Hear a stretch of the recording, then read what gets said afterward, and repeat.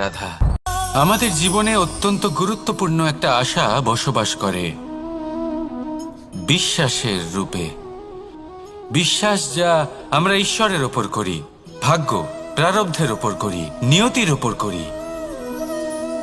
যখনই ভালো কিছু হয় আমরা বলি এ হলো ঈশ্বরের দয়া, যখন খারাপ কিছু হয় আমরা বলি এ হলো ঈশ্বরের মায়া।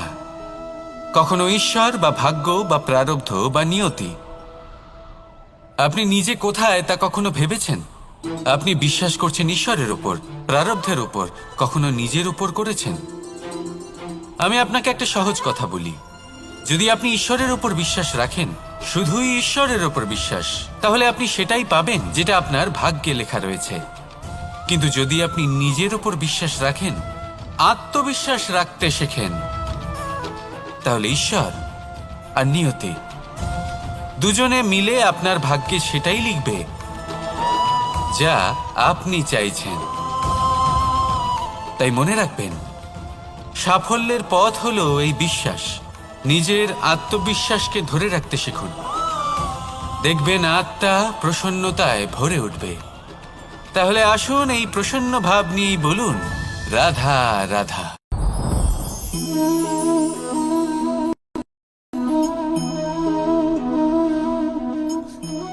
মুক্ত, এই মুক্তই সবাইকে মোহিত করে দেয়, নিজের দিকে আকর্ষিত করে।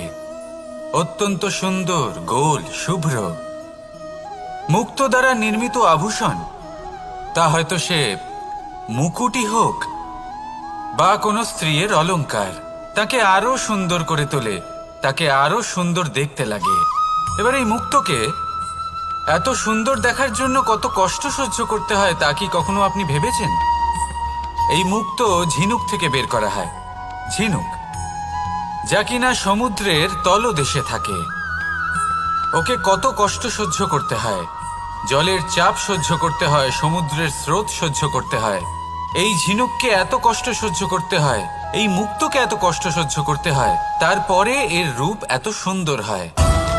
যদি আপনিও আপনার পরিশ্রমের সৌন্দর্য, নিজের পরাক্রমের সৌন্দর্য এই সংসারে প্রকাশিত করতে চান, তাহলে আপনাকেও কষ্ট সহ্য করতেই হবে। তাই জীবনে যখনই সংকট আসবে, বিপদ আসবে, সমস্যা আসবে, তখন একে সুযোগ হিসেবে গ্রহণ করুন। কারণ এই বিপদের সাথেই লড়াই করে আপনি মুক্তর মতোই পরিশুদ্ধ হয়ে উঠবেন।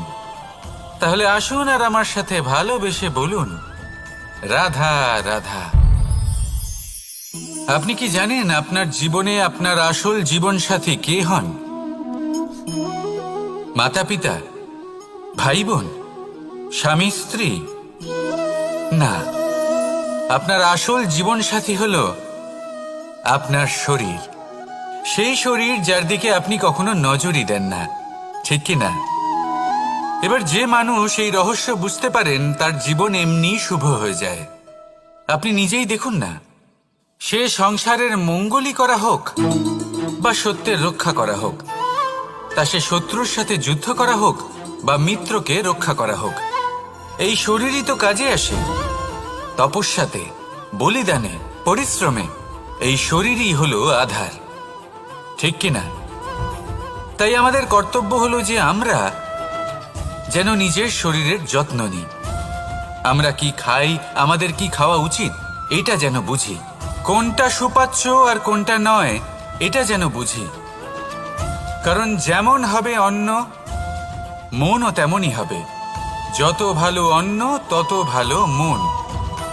আর সুস্থ শরীর হলো সুস্থ মনের আধার, এ কথা অবশ্যই মনে রাখবেন।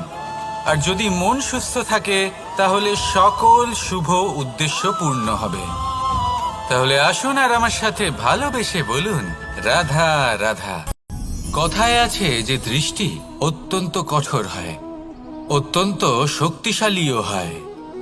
কথায় আছে যে কারোর উপর যদি কুদৃষ্টি পড়ে, তাহলে তার বিনাশ কেউ আটকাতে পারে না। এই যে কুদৃষ্টি, এর উপাচারও আমাদের কাছে রয়েছে। যখন আমরা বাড়ি নির্মাণ করি, তখন একটা কালো মুখোশ লাগাই, যাকে রক্ষা কবচ মনে করা হয়, কুদৃষ্টি থেকে বাঁচার জন্য। যখনই কোনো বাচ্চা বাইরে যায়, তখন তার মাথায় আমরা একটা কাজলের টিপ পরিয়ে দিই, কুদৃষ্টি থেকে বাঁচার জন্য। অর্থাৎ এই সংসারে কুদৃষ্টি থেকে বাঁচার উপাচার রয়েছে। উপাচার যদি কিছুর না থেকে থাকে তাহলে তা হলো দৃষ্টিভঙ্গির। যদি আপনার দৃষ্টিভঙ্গি অনুচিত হয় তাহলে আপনার পতন কেউ আটকাতে পারবে না। না পারবে কালো মুখোশ, না কালো টিপ, না স্বয়ং ঈশ্বর। সেই জন্য নিজের দৃষ্টিভঙ্গি শুভ করে তুলুন, সব কিছু শুভই হবে। আসুন আমার সাথে ভালোবেসে বলুন, রাধা রাধা। কথায় আছে যে জীবনের আধার হলো সম্পর্ক, প্রসন্নতারও এবং ঈশ্বরের সাথে দেখা পাওয়ারও। এবার এই সম্পর্কের আধার আসলে কি? সেবা? না। বোঝাপড়া? না। অপেক্ষা? না। এই সম্পর্কের আধার হলো বিশ্বাস। যদি বিশ্বাস ভেঙে যায় তাহলে জেনে রাখবেন যে সম্পর্করূপী এই ভবন এর ভিতই ভেঙে গেল। আর যদি ভিত ভেঙে যায় তাহলে সেখানে অন্য কোনো ভবন নির্মাণ সম্ভব নয়, সম্ভবই নয়। এই সমস্ত সম্পর্কের বিশ্ব বিশ্বাসে বসবাস করে। এই বিশ্বাস হলো অত্যন্ত গুরুত্বপূর্ণ। এই বিশ্বাসের জোরেই আমি আর রাধা কোনো সাংসারিক বন্ধনে আবদ্ধ না হয়েও এক অত্যন্ত দৈব অলৌকিক বন্ধনে আবদ্ধ। এ হলো বিশ্বাস যার দ্বারা 11 অক্ষৌহিনী সেনার সামনে অর্জুন দাঁড়িয়েছিল এবং জয়ী হয়েছিল। এই বিশ্বাস হলো অত্যন্ত গুরুত্বপূর্ণ, তাই বিশ্বাস করতে শিখুন, বিশ্বাস দিতে শিখুন, বিশ্বাস পালন করতে শিখুন। আর আমার সাথে ভালোবেসে বলুন, রাধা রাধা। এই সংসার অত্যন্ত বিচিত্র এক স্থান। এ সত্য খুঁজতে থাকে, আর সত্য খুঁজে পেলেই তা প্রমাণ করতে চায়। সে চায় তার প্রমাণ পেতে, সাক্ষী পেতে চায়। সেক্ষেত্রে আমাকে বলুন যে সত্য কি করতে পারে? সেই ব্যক্তি যে সত্যকে ধরে আছে সে কি করবে? কিছুই নয়, কিছু করার প্রয়োজনই নেই, শুধু তাতে টিকে থাকতে হবে। সেই হিমালয়ের মতো যা আজ পর্যন্ত টিকে রয়েছে।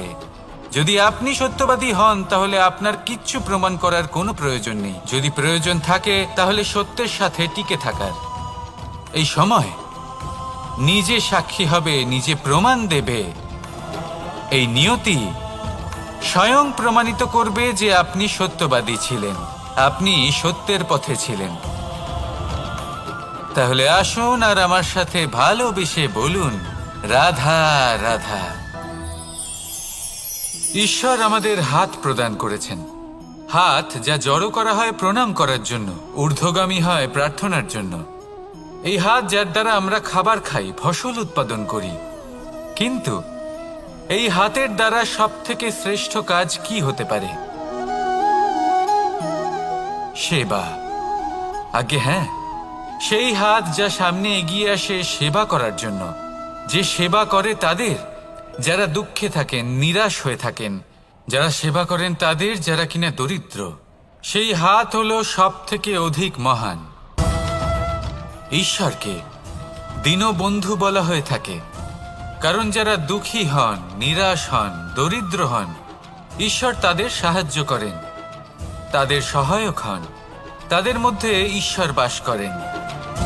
তাই আপনারা যদি এটাই করেন, যারা দুঃখে আছেন, নিরাশ হয়ে আছেন, যাদের সাহায্যের প্রয়োজন রয়েছে, যদি আপনি তাদের সাহায্য করেন তাহলে আপনি এমন এক চৈতন্য লাভ করবেন যে আপনি তৃপ্ত হয়ে উঠবেন। তাহলে সবার সেবা করুন আর আমার সাথে ভালোবেসে বলুন, রাধা রাধা। ভয়। জীবনে আমরা কোন কোন বিষয়ে ভয় পাই?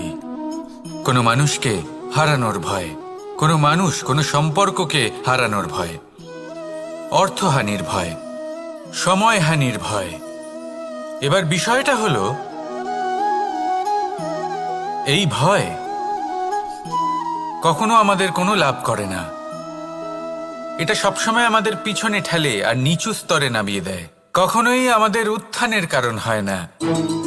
তাই জীবনে যদি কোনো ভয়ের কারণ থাকতেই হয় তা শুধুই এটা, যে মানুষের কথা ভাবতে ভাবতে সম্পর্কগুলিকে হারানোর ভয়, মানুষকে হারানোর ভয় সবার মন রাখতে রাখতে আপনি যেন নিজেকে, নিজের ভাবনা চিন্তাকে না হারিয়ে ফেলেন।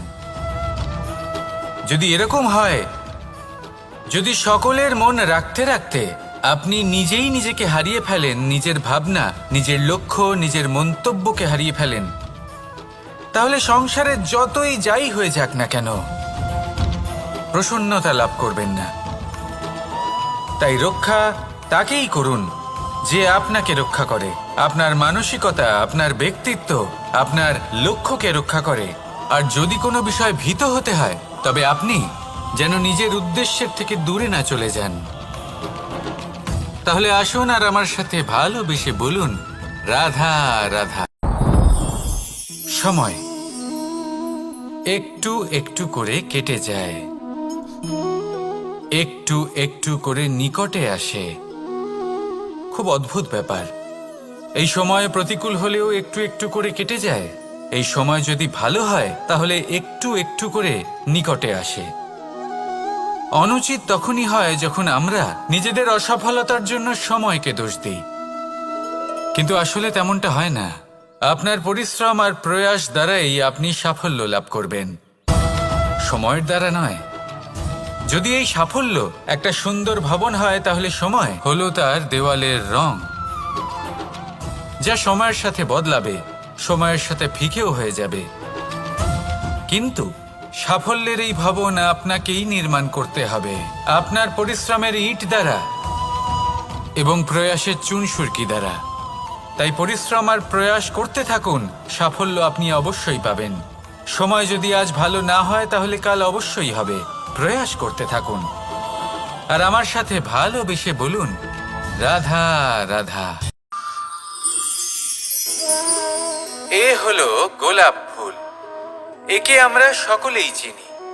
সমগ্র সংসার ভালোবাসে এই পুষ্পকে। এই ফুল দেখতেও সুন্দর। সবথেকে বেশি গুরুত্বপূর্ণ কথা হলো এর সুগন্ধ, যা দূর দূরান্ত থেকে ব্যক্তিদেরকে আকৃষ্ট করে। এই সুন্দর পুষ্প একটু মন দিয়ে দেখলেই দেখা যায় এর নিচে কাঁটা রয়েছে।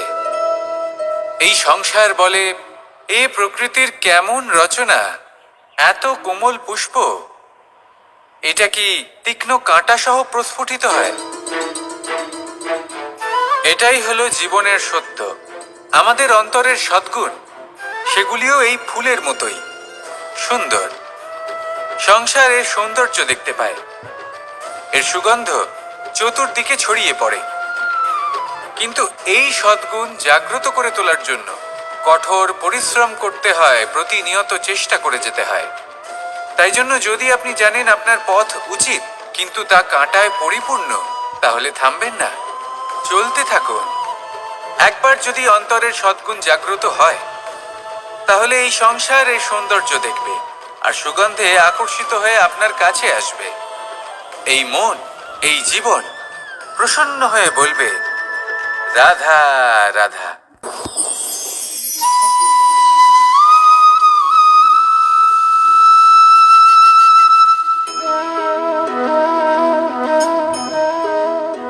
মোহনের বাঁশির এই সুর, এই সঙ্গীত কার না পছন্দ হয়? সবারই খুব ভালো লাগে। এবার এই সুর আসে কোথা থেকে? কেউ বলবেন কৃষ্ণের হৃদয় থেকে। সত্য কথা, এই সুর হৃদয় থেকে নির্গত হয় এবং প্রকট হয় এই বাঁশি থেকে। এই বাঁশিটাকে দেখুন, এই ছিদ্রগুলি দেখুন। প্রত্যেকটা সুর থেকে নিজস্ব একটা স্বর নির্গত হয়। এবার যে ব্যক্তি এই সমস্ত সুর এবং স্বর বুঝতে পারেন, এতে নিপুণ, তিনি এই বাঁশির দ্বারা যে সুর নির্গত করবেন তা তো মধুর অবশ্যই হবে। এবার জীবনের সাথেও কিছুটা এরকমই ঘটে। জীবনের কিছু নীতি থাকে, অর্থ, কুটুম্ব এবং আধ্যাত্মিক। যদি জীবনের প্রত্যেকটা মুহূর্ত সুখময় হয় এরকম আপনি চান, তাহলে এই তিনটি নীতিতে আপনাকে নিপুণ হতে হবে। কোনো একটি বিশেষ নীতির প্রতি যদি আপনি বেশি ঝুঁকে পড়েন, তাহলে বাকি দুই নীতি থেকে যা সুখ লাভ করা সম্ভব তা পারবেন না। ধন অর্জন করতে হবে পরিবারের জন্য। পরিবারের সুখ মনের শান্তির জন্য। মনে শান্তির প্রয়োজন মনের শুদ্ধতার জন্য। যখন এই মন শুদ্ধ হবে, জীবন শুদ্ধ হবে, পবিত্র হবে, সুন্দর হবে এবং ভালোবেসে বলবে রাধা রাধা।